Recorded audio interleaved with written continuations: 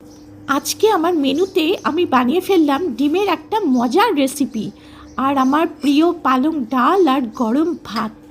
আর এর পেছনে আছে একরাশ ভালোবাসা। আজকে দুপুরের লাঞ্চটা কিন্তু জাস্ট জমে গেছে।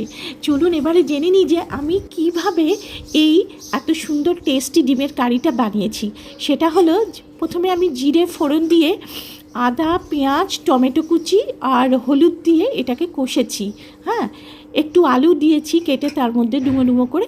তারপরে মজার ব্যাপারটা হলো, দেখুন আমি ডিমের পোচ তৈরি করেছি। ডিমের পোচ তৈরি করে সেই পোচগুলোকে ডিমের কারির মধ্যে সুন্দর করে বসিয়ে দিয়েছি।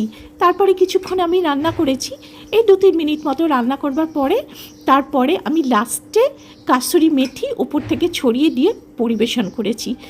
আলু দিয়ে এই লাল লাল ডিমের ঝোলটা থাকলে ভাত জাস্ট নিমেষে শেষ হয়ে যায়, তাই না? খাবার গন্ধে কিন্তু ঘর মোমো করছে। ব্যাস্ট, লাঞ্চ একদম রেডি। আমি এখন গরম গরম খাবারটা শুরু করে দিই। ওকে, আবার নেক্সট ভ্লগে আপনাদের সাথে দেখা হচ্ছে।